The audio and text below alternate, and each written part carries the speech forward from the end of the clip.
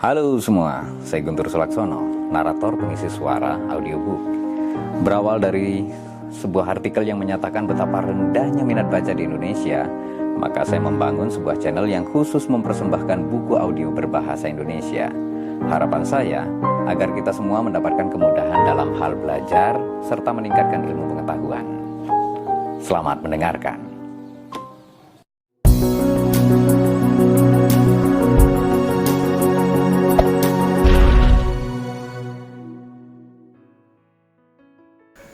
Peran gen dalam kesehatan dan identitas, menyingkap pengaruh genetik pada penyakit dan kepribadian. Seiring dengan kemajuan dalam bidang genetika, para ilmuwan kini dapat memahami lebih dalam bagaimana gen tidak hanya menentukan karakteristik fisik tetapi juga mempengaruhi kondisi kesehatan, predisposisi terhadap penyakit, bahkan aspek-aspek kepribadian. Dalam The Gene, An Intimate History, Siddhartha Mukherjee menjelaskan bahwa genetika bukan sekedar warisan yang kita bawa, tetapi juga faktor yang mempengaruhi siapa kita sebagai individu. Artikel ini akan menggali bagaimana genetik terkait dengan kesehatan dan identitas kita, mulai dari peran gen dalam penyakit hingga dampaknya pada ciri-ciri kepribadian. Pembahasan pertama, genetik dan kesehatan. Dasar pemahaman penyakit genetik. Gen merupakan cetak biru biologis yang menentukan berbagai aspek fisik dan proses biologis dalam tubuh. Penyakit genetik adalah kondisi yang disebabkan oleh kelainan atau mutasi dalam gen. Beberapa mutasi ini bersifat diwariskan, sementara yang lain bisa muncul secara spontan selama perkembangan sel atau terpapar lingkungan. Kondisi kesehatan seperti fibrosis kistik, anemia sel sabit, dan sindrom Down adalah contoh penyakit yang disebabkan oleh mutasi genetik spesifik. Fibrosis kistik, contoh penyakit genetik resesif. Fibrosis kistik adalah salah satu contoh penyakit genetik yang disebabkan oleh mutasi pada gen CFTR atau Cystic Fibrosis Transmembran Conductance Regulator. Penyakit ini mengakibatkan penumpukan lendir kental di paru-paru dan saluran pencernaan yang dapat mengganggu fungsi pernapasan dan pencernaan. Penyakit ini bersifat resesif, artinya seseorang harus mewarisi dua salinan gen CFTR yang bermutasi, satu dari masing-masing orang tua, untuk mengalami gejala penyakit ini. Penyakit multifaktorial. Selain penyakit monogenik yang disebabkan oleh mutasi tunggal pada satu gen, terdapat pula penyakit multifaktorial yang dipengaruhi oleh kombinasi gen dan faktor lingkungan. Penyakit seperti diabetes tipe 2, penyakit jantung, dan kanker adalah contoh penyakit yang memiliki komponen genetik tetapi juga dipengaruhi oleh gaya hidup dan lingkungan. Seseorang mungkin memiliki predisposisi genetik terhadap suatu penyakit, tetapi gaya hidup sehat dapat membantu mengurangi risiko terjadinya penyakit tersebut. Pembahasan kedua, penelitian genetika pada penyakit mental. Selain penyakit fisik, genetik juga berperan dalam berbagai gangguan mental seperti skizofrenia, gangguan bipolar, dan depresi. Penelitian menunjukkan bahwa ada komponen genetik yang berkontribusi terhadap kerentanan seseorang terhadap gangguan-gangguan ini, meskipun faktor lingkungan seperti trauma atau stres juga berperan besar. Studi tentang kembar identik yang dipisahkan sejak lahir memberikan wawasan yang menarik tentang hubungan antara genetik dan penyakit mental. Kembar identik memiliki materi genetik yang hampir sama, dan ketika satu kembar mengembangkan gangguan mental tertentu, kemungkinan kembar lainnya untuk mengembangkan gangguan serupa lebih tinggi dibandingkan populasi umum. Meski demikian, faktor lingkungan tetap memiliki pengaruh signifikan dalam memicu atau memperparah gangguan mental tersebut. Pembahasan ketiga, genetik dan identitas. Pengaruh gen terhadap kepribadian. Genetika tidak hanya memengaruhi kesehatan fisik, tetapi juga memiliki pengaruh pada aspek-aspek kepribadian. Misalnya, beberapa penelitian menunjukkan bahwa faktor genetik berkontribusi pada sifat-sifat seperti ekstroversi, neurotisisme, dan keterbukaan terhadap pengalaman baru. Gen tidak sepenuhnya menentukan kepribadian, tetapi mereka menciptakan kecenderungan tertentu yang dipengaruhi dan dibentuk oleh pengalaman hidup dan lingkungan sosial. Studi genetik tentang sifat kepribadian. Studi tentang kepribadian seringkali melibatkan pasangan kembar yang memiliki tingkat kesamaan genetik yang tinggi.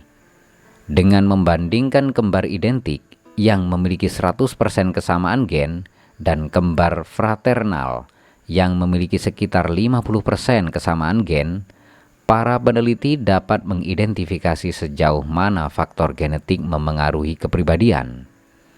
Contohnya, penelitian menunjukkan bahwa kecenderungan untuk menjadi ekstrovert atau introvert memiliki dasar genetik yang kuat.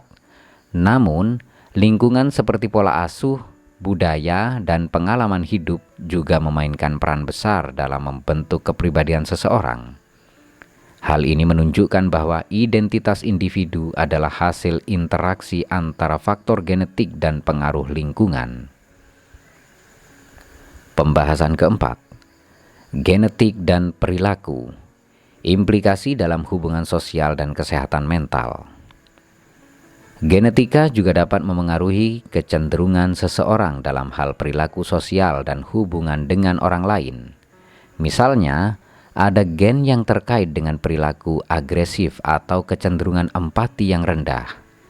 Meskipun gen bukan satu-satunya penentu, variasi genetik tertentu dapat mempengaruhi respon emosional dan cara seseorang berinteraksi dengan orang lain. Studi menunjukkan bahwa varian tertentu dari gen MAOA atau monoamin oksidase A dikaitkan dengan perilaku agresif. Meskipun faktor lingkungan seperti pengalaman masa kecil juga berperan besar dalam membentuk perilaku seseorang, penelitian ini menunjukkan bahwa aspek-aspek tertentu dari perilaku manusia dapat dipengaruhi oleh faktor genetik. Pembahasan kelima, epigenetika, interaksi antara gen dan lingkungan. Epigenetika adalah bidang penelitian yang mengeksplorasi bagaimana lingkungan dapat memengaruhi ekspresi gen tanpa mengubah urutan DNA itu sendiri. Faktor-faktor seperti diet, paparan zat kimia, stres, dan pengalaman hidup dapat mengaktifkan atau menonaktifkan gen tertentu yang pada gilirannya memengaruhi kesehatan dan perilaku seseorang. Misalnya, seseorang mungkin memiliki predisposisi genetik untuk mengalami depresi, tetapi paparan lingkungan yang mendukung dan gaya hidup yang sehat dapat mencegah perkembangan gejala ini. Ini menunjukkan bahwa meskipun kita mewarisi gen dari orang tua kita, cara gen tersebut diekspresikan dapat berubah seiring waktu, dipengaruhi oleh lingkungan dan gaya hidup kita. Pembahasan keenam, dampak pemahaman genetik pada kesehatan pribadi dan masyarakat. Pemahaman tentang genetika telah membawa dampak signifikan dalam pengobatan modern. Melalui pendekatan yang terkenal sebagai pengobatan presisi, para dokter dapat merancang perawatan yang disesuaikan berdasarkan profil genetik pasien. Hal ini sangat berguna dalam kasus penyakit seperti kanker, di mana terapi yang disesuaikan dengan karakteristik genetik tumor pasien dapat meningkatkan efektivitas perawatan. Selain itu, dengan mempelajari faktor genetik yang memengaruhi resiko penyakit, masyarakat dapat membuat keputusan yang lebih baik tentang gaya hidup mereka. Misalnya, Seseorang yang memiliki predisposisi genetik terhadap penyakit jantung mungkin lebih termotivasi untuk mengadopsi pola hidup sehat sebagai tindakan pencegahan. Pembahasan ketujuh, tantangan dan etika dalam genetika identitas. Kemajuan dalam genetika juga menimbulkan pertanyaan etis yang kompleks. Seiring dengan kemampuan kita untuk memetakan genom manusia, ada potensi untuk mengungkap informasi pribadi tentang resiko penyakit dan kecenderungan perilaku seseorang. Pertanyaan tentang siapa yang berhak mengakses data genetik ini dan bagaimana informasi ini digunakan menjadi sangat relevan. Isu privasi dan diskriminasi adalah beberapa tantangan yang dihadapi dalam era genetik modern. Misalnya, jika perusahaan asuransi dapat mengakses data genetik seseorang, mereka mungkin memberlakukan premi yang lebih tinggi bagi individu dengan resiko penyakit tertentu. Oleh karena itu, pengaturan ketat diperlukan untuk melindungi data genetik agar tidak disalahgunakan. Kesimpulannya adalah, gen memainkan peran penting dalam membentuk siapa kita, memengaruhi tidak hanya kondisi kesehatan fisik, tetapi juga aspek-aspek kepribadian dan perilaku kita. Namun, identitas manusia tidak sepenuhnya ditentukan oleh gen. Lingkungan, pengalaman hidup, dan interaksi sosial memiliki pengaruh yang signifikan dan bersama-sama menciptakan kompleksitas individu yang unik.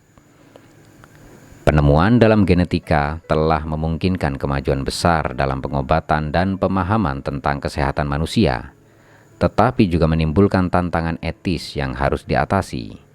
Seiring kita melangkah maju di era genomik, penting untuk memastikan bahwa pengetahuan ini digunakan dengan cara yang menghormati hak dan martabat setiap individu, sambil mengakui bahwa gen hanya bagian dari keseluruhan identitas manusia. Terima kasih dan bersambung ke bagian berikutnya.